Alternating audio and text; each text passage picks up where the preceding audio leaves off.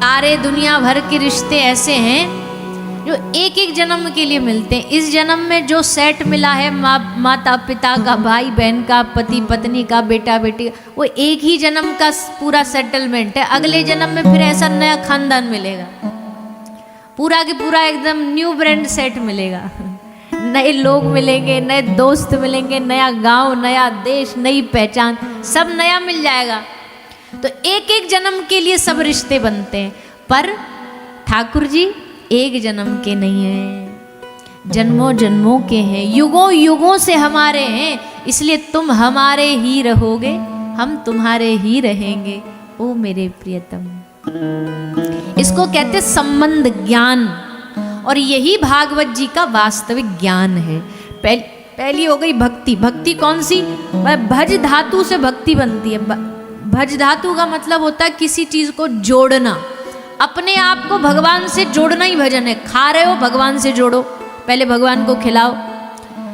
नए कपड़ा ला रहे हो, पहले ठाकुर जी के लिए लाओ। कहीं घूमने जा रहे हो, मन से ठाकुर जी को साथ लेकर के जाओ। हर चीज में ठाकुर जी को जोड़ दो, यही भजन है। किसी ने बड़ी सुंदर बात बोली ना कि खाने में भजन मिला दो, खाने में भक्ति मिला दो, तो खाना क्या बन जाता है? बोलिए ना जोर से, ऐसे ढीले ढीले मत बोला करो। खाना बन जाता है प्रसाद। अब वो खाना नहीं रहा, अब वो रोटी सब्जी दाल चावल नहीं रहा, अब वो ठाकुर जी की उच्चेष्टि मतलब प्रसाद बन गया। पानी में भक्ति मिला दो तो पानी क्या बन जाता है? चरणामृत बन जाता है। ठाकुर जी के जल चरणामृत को पान करने के लिए कैसी लंबी लाइन लगती है, जबकि पानी तो है, पानी है। भूख में भक्ति को मिला दो तो भूख व्रत बन जाता है। भूखा रहना मतलब कुछ नहीं खाना, पर उसमें भक्ति मिल गई तो वो व्रत नाम हो गया, उसका व्रत बन गया। चलने में भक्ति को मिला दो तो चलना क्या? चलना परिक्रमा बन जाता है, तीर्थ यात्रा बन जाता है। घर में भक्ति को मिला दो तो घर मंदिर बन जाता है। देखने में भक्ति को मिला दो तो देखना दर्शन बन जाता है। गाने में भक्ति को मिला दो, संगीत में भक्ति को मिला दो तो वो संकीर्तन बन जाता है। जहां भक्ति मिली नहीं कि पूरा उस चीज का पूरा वातावरण ही बदल जाएगा, नाम ही बदल जाएगा। भक्ति में इतनी ताकत होती है।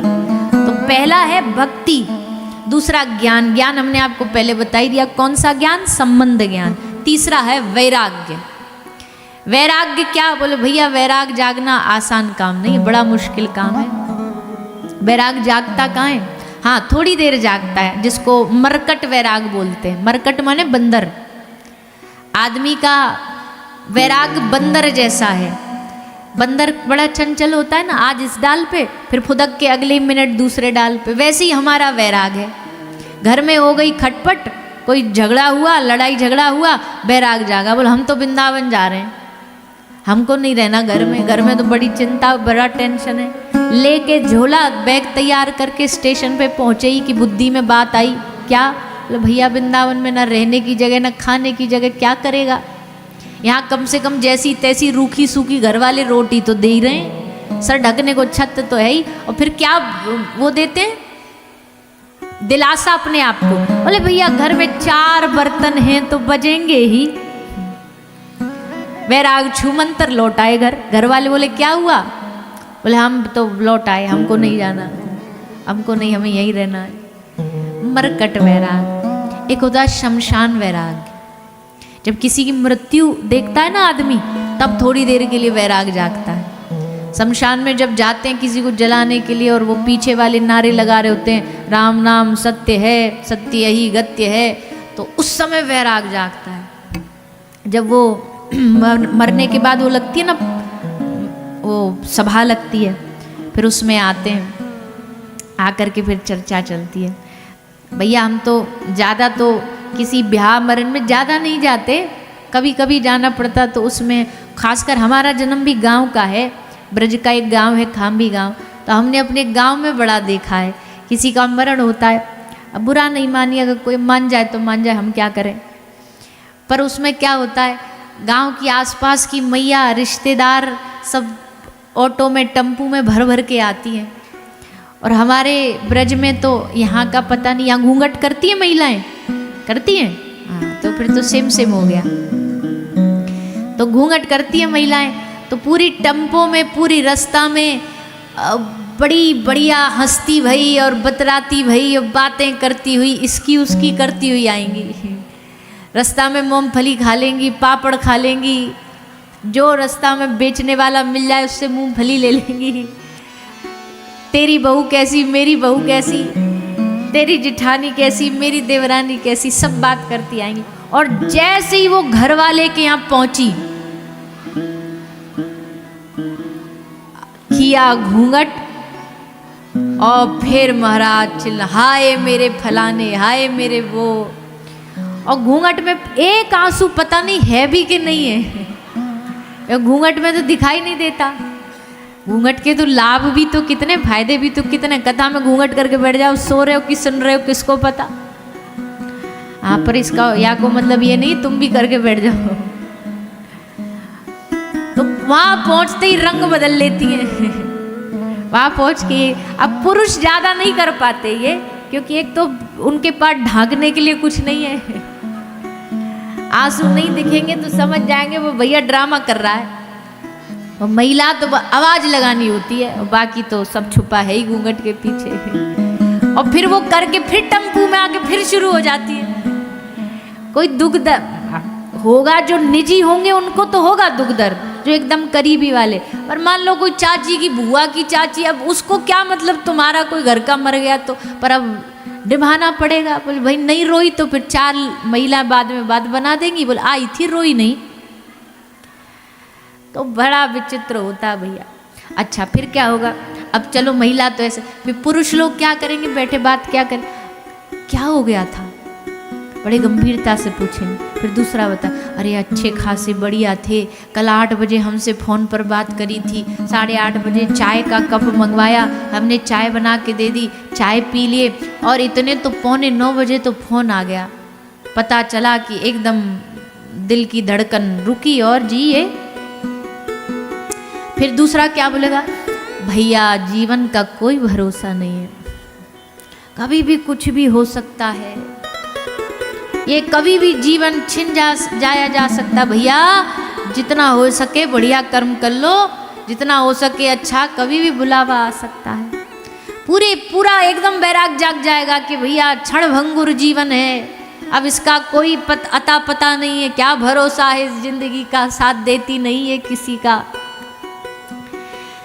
रास्ता में पूरे वो शोभा शव यात्रा जब जाती है तो शव यात्रा में सब जोर जोर से बोलते हुए जाएंगे और मन में खूब वैराग जागेगा कि भैया जिंदगी ऐसी है। पर जैसे शमशान में दाह संस्कार करके घर लौटे, लौटने के बाद स्नान किया और जैसे नहाए तो पानी के संग संग वैराग भी धुल के बह जाता है, सब खत्म हो जाता है। उस समय फिर कोई वैराग नहीं रहता, ऐसा वैराग है हमारा। तो वही अच्छा, एक वैराग होता है, एक होता त्याग और एक होता वैराग्य। क्या फर्क है दोनों में? त्याग जबरदस्ती करना पड़ता है, वैराग्य हो जाता है। त्याग तो ये है कि भाई किसी ने क्या प्याज लहसुन नहीं खाना, गुरुजी ने आज्ञा दे दी है, मांस मदिरा नहीं, अब जबरन कर रहे, मन तो कर रहा है खा ले खा ले खा ले, पर गुरुजी ने कहा तो त्याग दिया, ये त्याग है। वैराग्य क्या है? बोले इच्छा ही ना करे, देखने का मन ही ना करे, उसको वैराग कहते हैं। त्याग लाया जाता है, वैराग्य आ जाता है भगवत कृपा से, संत जनों की कृपा से। एक साधु त्यागी नहीं होता, क्योंकि त्याग का तो अपना त्याग अकेला नहीं आता, त्याग अभिमान लेकर के आता है। त्याग क्या अभिमान लेके? बोलो हमने ये त्याग रखा है, 30 साल से हमने अन्न नहीं खाया, अब ये त्याग का अभिमान आ गया, त्याग का अभिमान आ गया। त्याग थोड़ा मान लेके आता, मद लेके आता, वैराग नहीं ला सकता। वैराग तो छूट गया सो छूट गया। मीरा ने दुनिया छोड़ी थोड़ी थी, मीराबाई सा ने कोशिश करके दुनिया थोड़ी छोड़ी थी कि भैया ये नाते तोड़ दूं, ये रिश्ते तोड़ दूं। छूट गई दुनिया। साज श्रृंगार मीरा ने छोड़ा थोड़ी था, छूट गया था। अब तो बात फैल गई, जाने सब कोई।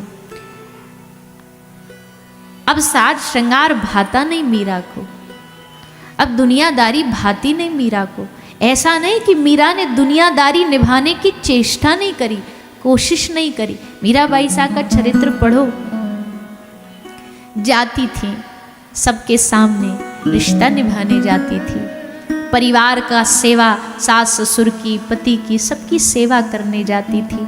लेकिन मन में गिरधर ने ऐसी जगह बना ली, ऐसा स्थान बना लिया कि अब मीराबाई सा को उनके रोम रोम में गिरधर के अलावा न कुछ सुनाई देता था, न कुछ दिखाई देता था। बाई सा कहती है, ऊंचे चढ़ चढ़ पंथ निहारूं, रोए रोए अखियां राती, सो संसार सकल जग झूठो, झूठा कुल रा नाती। सब झूठे हैं, सब झूठे हैं।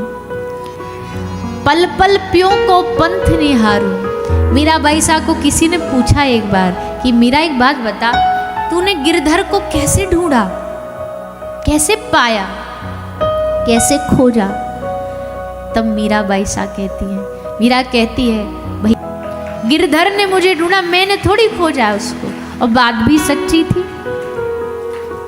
मीराबाई सा के घर में जो साधु बाबा श्री वृंदावन धाम से आए, लाल जी को संग लेकर के आए, गिरधर लाल को संग लेके आए। जैसे मीराबाई सा ने देखा, बाबा जी ये हमें दे दो। बाबा बोले, अरे लाली बावरी है, मेरे आराध्य है, कैसे दे दूंगा? पर बाबा मेरो मन तो इनमें ही लग गयो है, अब तो मुझको यही चाहिए। बाबा बोले, ना लाली हम नहीं देंगे, चले गए।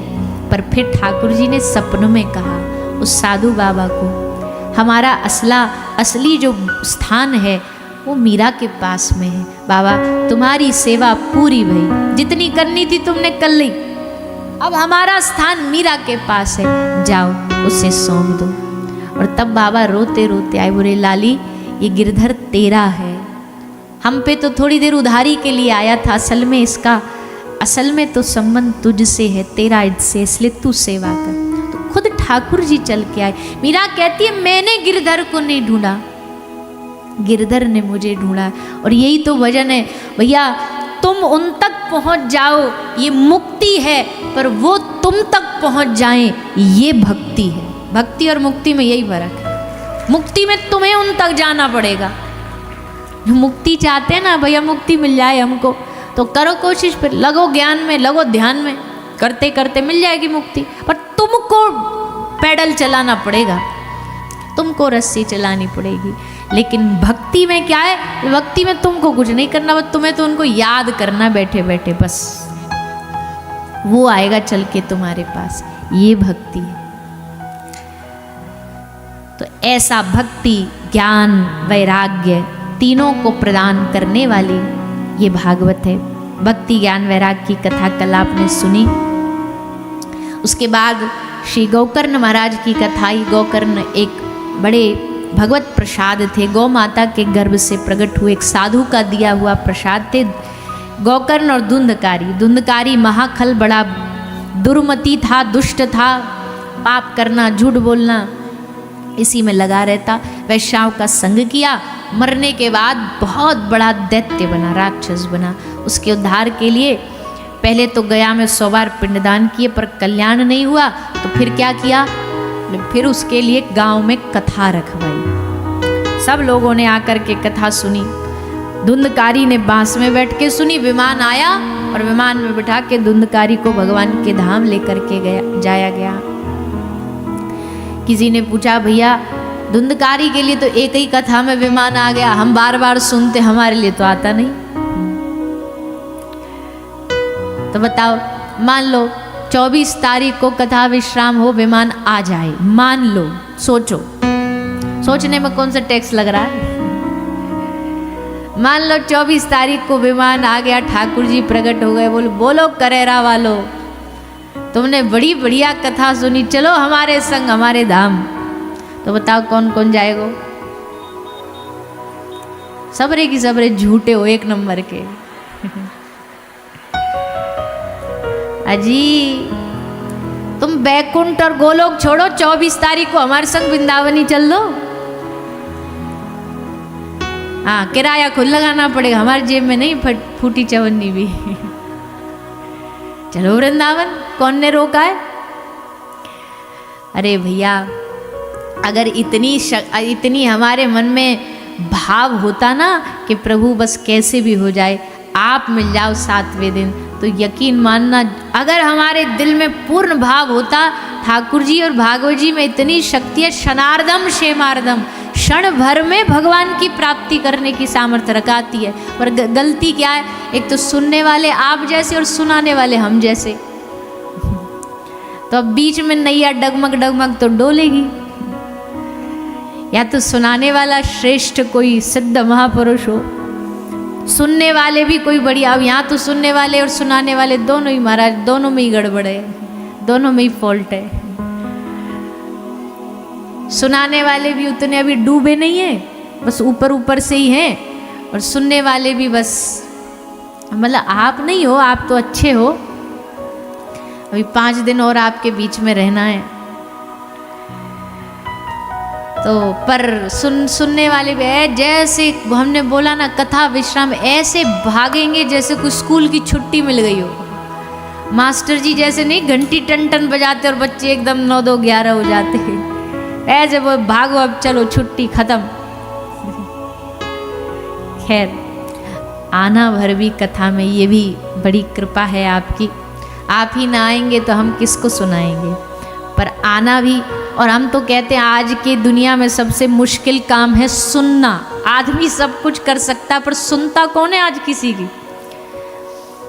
पति पत्नी की नहीं सुनता, पत्नी कहती है जी ये नहीं सुनते, बेटा बाप की नहीं सुनता, पिताजी कहते ये हमारी नहीं सुनते, गुरु चेला की नहीं सुनते, चेला कहते गुरु जी नहीं सुनते। भाग्यशाली हम जैसे प्रवक्ता जो हमको बैठ के लोग 3 घंटा सुन लेते, कोई किंतु परंतु नहीं, कोई क्वेश्चन नहीं, कोई जबरदस्ती लेकिन नहीं, बस आए बैठे, बोलो अब माइक तुम्हें दे दिया, अब 3 घंटे अब तुम्हारे हवाले, वतन सा, अब हम तो सुनेंगे बस। तो सुनना भी भैया बड़ी बात है। हम तो कहते हैं आप सब, हमको आपको प्रणाम करना चाहिए कि आप अपने जिंदगी में से कितनी, आदमी के जीवन में कितनी चिंताएं चलती रहती हैं, परेशानियां चलती रहती हैं, इधर से दुख आ रहा है, इधर से कोई बालक बच्चे रो रहे हैं, इधर से कोई घर की जिम्मेदारियां हैं, रोटी बनानी है, भोजन बनाना, आदि आदि न जाने क्या क्या हो। उसमें से भी निकल के अगर आप यहाँ 2-3 घंटे अगर निकाल के भगवान की कथा सुन पा रहे हो, इसका मतलब यही है कि आप भगवान से प्रेम करते हो, तभी आप यहाँ आए हो। हम तो यही मानेंगे, प्रेम करते हो तभी यहाँ आप आए हो। ये कोई नेताओं जी की सभा थोड़ी है कि भाई हमको लेक्चर दे रहे हैं, अपना कोई गुणगान सुना रहे हैं, आप हमें सुनने आए हो। कई लोग आजकल, बुरा नहीं मानिएगा, माफ़ करना, पर ये करो मत कभी भी। आजकल लोग कथाओं में भगवान से ज़्यादा जो कथा सुनाने वाला है ना, उससे जुड़ जाते हैं, फिर आके बोलते भी हम आपके बहुत बड़े फैन हैं। अजी ये कोई मूवी के स्टार हैं क्या जो आप इनके फैन हो? हमको यहाँ ड्रामा दिखा रहे हैं आपको जो आप हमारे फैन हो? भगवान की कथा बाँचने वालों कोई फैन होते? पर लोग को वो लगता है कि ये भी कोई सेलिब्रिटी है, ये भी कोई हीरो हीरोइन जैसे हैं, बोले इनके भी फैन होते। फैन वैन नहीं होते कथा बाँचने वालों के। फैन है तो है भी तो ठाकुर जी के बनो ना, इनके क्या फैन बनोगे? ये तो पोस्टमैन है। पोस्टमैन का काम क्या है? संदेशा पहुंचा देना। हम जो बोल रहे हैं कोई हमारी बातें थोड़ी है मन की, जो हमने सुना है महापुरुषों से, जो हमने पढ़ा है भागवत जी में, वो आपको सुना रहे, उनका संदेश आप तक दे रहे। पर हम क्या करते हैं, हम उनसे ज़्यादा जुड़ जाते हैं। तो भक्त बनना है, कथा सुन के भगवान के प्रेमी बन जाओ, हम तो यही चाहते हैं। कहने वाले का भी याद ना रहे, कहने वाले ने क्या कहा है वो याद रह जाए। भगवान से जुड़ जाओ। केवल मेला करना कथा नहीं होता, केवल भीड़ इकट्ठा करना कथा नहीं होता, केवल अच्छा टेंट लगा देना कथा नहीं होता, केवल नाच लेना कथा नहीं होता। जब तक भगवान से प्यार न हुआ, जब तक भगवान की याद न आई, जब तक उनकी याद में आँख से आंसू न बहे, कथम बिना रोम हर्षम द्रवशा चेतसा बिना। तो कैसी कथा, कथा भगवान की याद दिलाती है। यहाँ बैठे बैठे भगवान की याद आ गई तो समझो हम अपनी कथा कहने में पास हो गए, और अगर नहीं आई तो फिर बड़बड़ है 3 घंटे, बस रेडियो है चालू हो गया 3 घंटे तक चल रहा है। भगवान की याद आनी चाहिए। तो विमान आए ना आए कोई फर्क पड़ता नहीं, आ भी जाए तो बढ़िया, ना भी आए तो भी कौन से भग रहे हैं, यहीं रहेंगे प्रभु जब तक रहेंगे, फिर अगली कथा सुनेंगे, फिर अगली कथा सुनेंगे, फिर आगे कथा श्रवण पान करेंगे। आप तो, हमने तो कल भी बोला था, आपके शिवपुरी क्षेत्र में तो 15 दिन का उत्सव है, 7 दिन यहाँ करेरा सुन लो, 24 से फिर हमारे पूज्य श्री बागेश्वर धाम वाले महाराज जी शिवपुरी में कथा, वहां पहुंच जाओ, 15 दिन मौजी मौज है आपकी, तो आनंद ही आनंद है।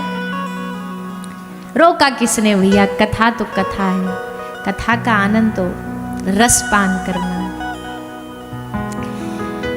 तो धुंधकारी के लिए विमान आया, धुंधकारी भगवत धाम चला गया, लेकिन बाकी के गांव के रह गए, बोले भैया हमारे लिए तो विमान आया नहीं, आपने कथा तो सुनी पर उसको आपने अपने जीवन में नहीं उतारा, इसलिए दोबारा सुनो। दोबारा कथा हुई और इस बार पूरे ग्रामीण क्षेत्र के सब जीव आए, पशु पक्षियों ने भी कथा सुनी और सबके साथ भगवान सबको भगवत धाम लेकर के गए। ऐसी भागवत जो परम कल्याणकारी है, हम सबके बीच आई है, भगवत कृपा से ये हमें प्राप्त हुई है। आगे भागवत का प्रथम स्कंद आरंभ होता है और श्री व्यास जी मंगलाचरण लिखते हुए वर्णन करते हैं। आदि है, अनादि है, अनंत है, उनका ना कोई आरंभ है ना कोई अंत है, सत्य है, क्योंकि सत्य का ना तो कोई शुरुआत होती है ना अंत होती है, तो सत्य है भैया, राम नाम सत्य है। तो इसलिए ये भागवत का ऐतिहासिक मंगलाचरण है। ऐतिहासिक मंगलाचरण क्यों है, बोले और अब तक जितने भी ग्रंथ लिखे गए, पुराण लिखे गए, उसमें एक विशेष देवता का नाम लिया गया। अगर देवी पुराण है तो देवी माता को प्रणाम किया, विष्णु पुराण है तो भगवान विष्णु को, शिव पुराण है तो भगवान शंकर महादेव को, पर भागवत किसी एक भगवान, एक संप्रदाय, एक जाति की बन के ना रह जाए, इसलिए व्यास जी ने बड़ी बुद्धिमता के साथ भागवत के मंगलाचरण में नाम क्या लिखा, न कृष्ण लिखा, न राम लिखा, न शिव लिखा, न देवी लिखा, क्या लिखा, सत्यम परम धीमहि। जो भगवान सत्य है हम उसको प्रणाम करते हैं। अब चाहे कोई देवी को मानने वाला हो तो देवी क्या है, देवी माता के दरबार में क्या बोलते हैं, बोलिए साचे दरबार की, वो भी सच, साचा मतलब सत्य। तो अगर कोई देवी को मानने वाला उसके लिए भी भागवत है। कोई महादेव को मानने वाला, शंकर महादेव, तो महादेव कौन है, सत्यम शिवम सुंदरम। महादेव को मानने वालों के लिए भी भागवत है। राम कौन है, राम सच्चिदानंद दिनेशा, भगवान राम भी सत्य है। चलो कोई दूसरे धर्म वाला है, कोई सिख है, उसमें भी क्या कहते हैं, आद सच जुगाद सच, वहां भी सत्य है। हर धर्म, हर संप्रदाय किसी भी चीज से नकार सकता पर सत्य से नहीं नकार सकता, इसलिए व्यास जी ने सत्य नाम रखा, क्योंकि व्यास जी जानते थे आगे कलयुग आएगा, कलयुग के लोग धर्म के नाम पे लड़ेंगे, संप्रदायों के नाम पे लड़ेंगे, देवी देवताओं के नाम पे लड़ेंगे, गुरुओं के नाम पे लड़ेंगे। आजकल वही हो रहा है। आजकल इतना झगड़ा राजनीति में नहीं जितना झगड़ा धर्म में, आपस में ही लड़े जा रहे हैं। तेरा भगवान बड़ा, बोला ना मेरा वाला बड़ा, और वो बड़े बड़े के चक्कर में लड़ते ही जा रहे हैं। धर्म धर्म की लड़ाई हो रही, संप्रदाय संप्रदाय लड़ रहे हैं आपस में, तेरा संप्रदाय बड़ा कि मेरा बड़ा, तेरा तिलक बड़ा कि मेरा बड़ा। गुरु गुरु गुरु नहीं लड़ रहे आपस में, पर गुरुओं के जो चेला हैं वो गुरुओं को ले लेके लड़ रहे हैं। गुरु जी की आफत कर रखी है बेचारों की। वो वाली बात है, एक गुरु के 2 चेला थे, तो बोले गुरुजी हम सेवा करेंगे। दूसरा बोला ना गुरुजी हम सेवा करेंगे। बोला ना हम चरण दबाएंगे। दूसरा बोला ना हम दबाएंगे। तो उसने कहा एक काम करो बेटा, 2 पाँव में एक तू दबा ले, एक तू दबा ले, दोनों का बंटवारा हो जाएगा। तो दोनों बोले हाँ ये गुरुजी सही है। तो एक ने एक पाँव पकड़ा, एक ने एक पाँव पकड़ा, चरण दबाने लगे। दबाते दबाते दबाते गलती से दाएं वाले का पाँव बाएं वाले गुरुजी के पाँव से छू गया, टच हो गया। सोई महाराज अब तो बायां वाला फूल के नाराज होके लाल पीला हो गया। बोले तेरी इतनी हिम्मत, मेरे पैर से तूने गुरुजी का ये वाला पैर, अभी देख अभी बताता हूँ। और ले करके डंडा गुरुजी के दूसरे पाँव को तोड़ने लगा। ये है गुरुजी की चेला की गुरु भक्ति। बोले ना हमारा हमारा होना चाहिए, तेरा तेरा होना चाहिए। ऐसे चेलाओं से तो भगवान ही बचाए, ठाकुर जी बचाए। इसलिए आजकल जो अच्छे गुरु होते हैं वो ज़्यादा चेला नहीं बनाते, क्योंकि उनको पता सबसे बड़ी फांसी है ये। चेला गुरुजी को दिन भर तो शिकायत करेंगे, बोले गुरुजी देखो उसने ये कर दिया, गुरुजी देखो उसने वो कर दिया। इसलिए गुरुजी कहते भैया जितने बालक संभाल सको उतने ही बनाओ, ज़्यादा झंझट में नहीं पड़ते। कोई अपने गुरु को श्रेष्ठ बताने के लिए दूसरे की बुराई कर रहा है, अपने भगवान को श्रेष्ठ बताने के लिए दूसरे भगवान की बुराई कर। भैया ये झगड़ा बड़ा विचित्र है, इससे बचिए। हाँ ये बात सच है, मेरा वाला मेरा है, वो सबसे श्रेष्ठ है मेरे लिए, उससे आगे कोई नहीं। अब मेरे हृदय में अगर श्री राधा माधव है तो मेरे लिए उनसे आगे दुनिया में कोई ताकत नहीं, कोई शक्ति नहीं, चाहे कोई आ जाए। पर इसका मतलब ये थोड़ी कि सामने वाले का अपमान करें। तू जिसे भजे हम तुझे प्रणाम करें, हमारे तो जो प्राणाधार है हम उनको भजन करेंगे। भैया झगड़ा बड़ा। परम पूज्य प्रातस्मरणीय श्री डोंगरे जी महाराज की जो भागवत पर जो उनका व्याख्या है, उस किताब में हमने यही एक दृष्टांत पढ़ा था। बोले एक गांव था, तो उस गांव में लोगों ने चंदा इकट्ठा किया सब गांव से और एक मंदिर बनाया। मंदिर बन गया। बोले मंदिर में मूर्ति किसकी रखें? बोले राधा कृष्ण विराज दो। तो मंदिर में बढ़िया राधा कृष्ण की मूर्ति लगा दी गई।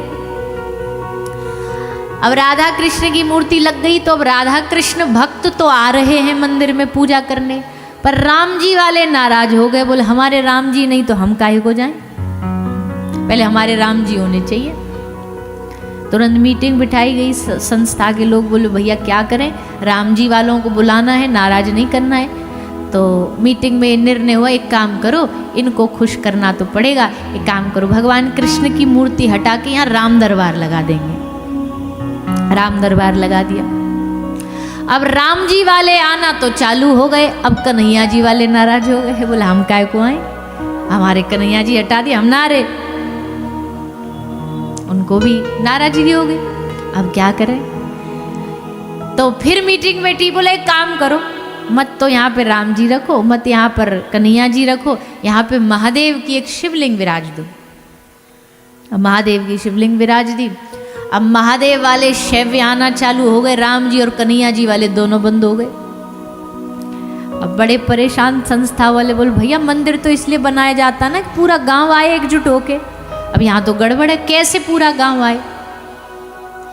तो पास में एक महात्मा जी रहते थे, महात्मा जी के पास गए समस्या लेके। बोले महाराज जी समाधान बताओ, ऐसा क्या करें जो पूरा गांव आ जाए यहाँ। महाराज जी ने एक विनोदी थे, विनोद करते थे। महाराज जी हंस के बोले भैया न मत तो यहाँ पे राम मंदिर बनाओ, मत यहाँ पे कृष्ण मंदिर बनाओ, मत यहाँ पे शिवालय बनाओ, तुमको सारा गांव इकट्ठा चाहिए ना एक जगह। बोले हाँ, बोले काम करो या इस मंदिर की जगह एक होटल खोल दो, पूरा गांव आ जाएगा इकट्ठा। लोगों ने कहा बात तो सही है। तब अपनी सच्चाई पता चली कि हमारी सच्चाई क्या है कि हम होटल जैसी असत्य चीज पर तो इकट्ठा हो जाते हैं। होटल जाने से पहले पूछते हैं कि भैया तू कौन से धर्म का है, कौन सी संप्रदाय का है, कौन सी जाति का है। वहां तो पहुंच जाएंगे आंख बंद करके। और जैसे धर्म को बढ़ाने की बात आती है वहां हम अपना अपना झंडा लेके खड़े हो जाते हैं। पर ऐसा नहीं होना चाहिए। हम सब सनातनी हैं, हम सबका एक ही धर्म है, अपने धर्म की सेवा करना, अपने अपने इष्ट की आराधना करना, लेकिन किसी भी प्रकार का कोई भेदभाव नहीं करना। इसलिए भागवत जी में लिखा सत्यम परम धीमहि, भगवान सत्य स्वरूप है। निगम कल्प तरोर गलितम फलम शुकमुखाद अमृत द्रव्य संयुतम पिबत भागवतम रसमालयम मुहुरहो रसिका भुवि भावुकाः। कल भी हमने बताया था भागवत फल है, और इस फल को सुखदेव जी ने चख करके इस फल को और भी मधुरतम बना दिया। ऐसा ये भागवत का सुंदर फल, इस रस को बताया गया। रसमालयम, नर नारायण भगवान को प्रणाम किया क्या? नारायणम नमस्कृत्यम नरम चैव नरोत्तमम देवीं सरस्वतीं व्यासम ततो जयम मुदीरयेत्। धर्म अर्थ काम मोक्ष के बारे में बताया। भगवान के 24 अवतारों की कथाई। भगवान ने 23 अवतार ग्रहण किए हैं। 24वां अवतार कलयुग में, कल्कि अवतार भगवान का होगा कलयुग के विश्राम में, अभी नहीं। अभी पता नहीं क्या नई नई खबर उड़ी है कि कलयुग का अंत चल रहा है, और लोग बड़े आसानी से मान भी लेते हो, हाँ हाँ हाँ कलयुग खत्म होने वाला, तभी कोरोना आया था। अजी अभी कलयुग खत्म नहीं हुआ, अभी तो शुरू हुआ है। अभी तो कलयुग बच्चा है, पलने में झूल रहा है। 5000 साल का हुआ है बस। कलयुग 4,32,000 साल का है पूरा। तो अभी कलयुग को खत्म होने का भैया कोई चांस नहीं। आराम से मौज मस्ती से रहो, डरो नहीं, भजन करो, और इतना भजन करो कि कलयुग का जो विकराल रूप है वो देखने को ना मिले। क्योंकि कलयुग का बड़ा प्रचंड रूप आएगा। आज तो कुछ भी नहीं जो कलयुग का अंत होगा। इसलिए जितना पहली एग्जिट ले लें यहाँ से भजन करके, उतना बढ़िया है, उतना अच्छा है। तो 24 अवतारों की कथाई। फिर नारद जी ने व्यास जी के विषाद को, चिंता को दूर किया। व्यास जी को क्या चिंता थी? अपनी नहीं, आगे आने वाली समय की। आगे आने वाले समय में लोग भक्ति कैसे करेंगे, भजन कैसे करेंगे, सद्गुणों में उनकी रुचि कैसे होगी। पहले का एक जमाना था, आदमी को ये बोल दिया जाए कल तुझे झूठ बोलना है तो उसे पूरी रात नींद नहीं आती थी। और एक आज का जमाना, आज अगर किसी को बोल दिया जाए कल तुझे सच बोलना है तो उसकी रातों की नींद उड़ जाएगी। और कहते और हैं, बोले महाराज जी बिना झूठ धंधा कैसे चलेगा। मन में हमने बिठा लिया है कि असत्यता से ही जीवन चलता है। ऐसा कलयुग है। कलयुग में खूब पाप हैं, बुराइयां हैं, अच्छाई भी है। अच्छाई क्या है वो बाद में आगे विषय पर चर्चा करेंगे।